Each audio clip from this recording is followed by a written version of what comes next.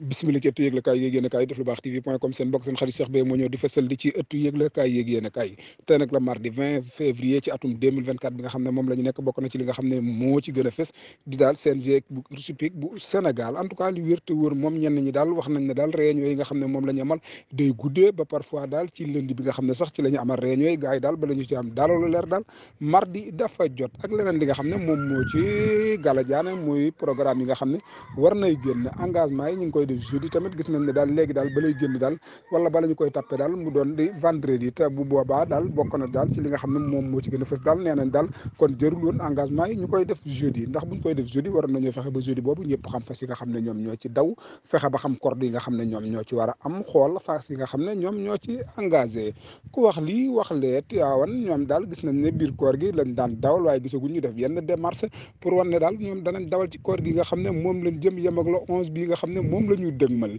beneen réew bi nga xam ne moom moo ci toftalu di lugaloo kër mbër gu bale ñaan moom lugaloo googu ñoom it ñu ngi ko doon xaar ne dana dawal fii ak ñuy woor waaye daal dafa mel ne loolu daal day faagaagalu Louga daal bu fekkee dana dawal après koor gi lay doon ndax dana am loolu moo jar a taxaw ndax dana am en tout cas li wér te wër moom ñoom mënta nañ seen i bureau ba def ak li nga xam ne moom moo di seenu réunion ba wax ne ñoom danañ def le tout pour dawal ci saison bi nga xam ne moom la ñu nekk en tout cas moom buñ ko deful danañ def échec total ndax gis nañ ne daaw Louga dawalul gis nañ ni ren daal gis nañ ne daal activité yàlla daan nañ ko yaakaare woon ak nii nga xam ne moom la demeegul daal du dara loo xam ne daal dalagul na xel beneen dëkk ba ci toftalu nekk ci gannaaw dëkk yooyu yëpp moom moo di Daara Jolof moom Daara Jolof moom amul benn yoon boo xam ne wane na benn signalement boo xam ne wane na dana mën a dawal ci at mi nga xam ne moom la ñu nekk mooy atum 2024 ndax jotul sëkk Daara Jolof ki nga xam ne moom leen jiite ñoom ñu daat ko fay jële wala daal xoolaat keneen koo xam ne war na faa mën a jiite mën a def li nga xam ne moom mooy course ba nit ñi mën a dellu siwaat ci course ci zone Daara Jolof en tout cas li wér te wër moom ñoom ñooñee daal war nañoo defaraat seen taxawaay Mbàkke ñoom gis nañ ne ñoom it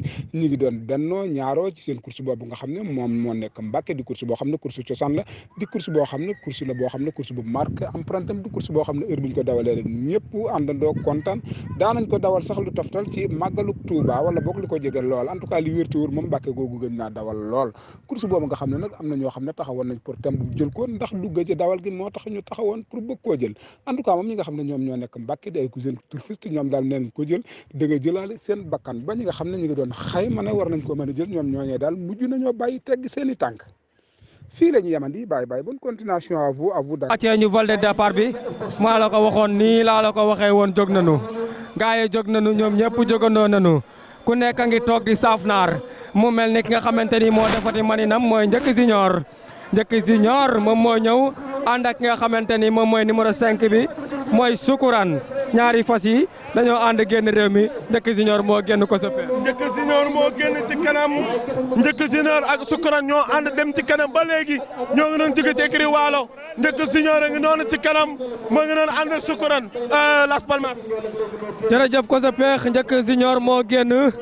ànd ak Sukuran wante am na fas wu ñëw si kawam dawal nañu soppe dawal nañu ki nga xamante ni moom mooy Sukuran moom it muy daw lu bari waaye ba léegi njëkk junior moom moo génn njëkk junior nag moom ki nga xamante ni moo ko jur moom mooy Soleil de minuit par John Quat Sada Joel Nozon Danseur ñaari fas yi ñoo bokk benn écurie deuxième position mooy Sukuran nekk doomu vin royal wante mu mel ni ba léegi njëkk junior moo génn ou bien Sukuran 200 mètres bi nar naa métti waaye ñu ngi noonu fi nga xamante ni mooy tonal Alaaji Ñaame Njaay borom la Njàmbur moom moo njëkk a raw Grand Prix Sodalta fii si Thiès ko sepeex waaye ñaari fas yi ñoo bokk benn écurie 200 mètres bi dina métti ñoo bokk benn écurie c'est les jumeaux ñoo leen moom ñoom ñaar ñu ànd doon benn ñoo ngi noonu ñëw ñu ngi leen di féliciter bu baax waaye attention Las Palmas. njëkk junior ak Sukuran. njëkk junior soppe Sukuran attention soppe ñëw na seen kaw waaye njëkk junior lim jàpp ba tey bàyyi ko waaye soppe ñëw na seen kanam Las Palmas njëkk junior est le numéro 1 Balage première deuxième le numéro 11 secrétariat troisième le numéro 9 10 c'est le Codou Diop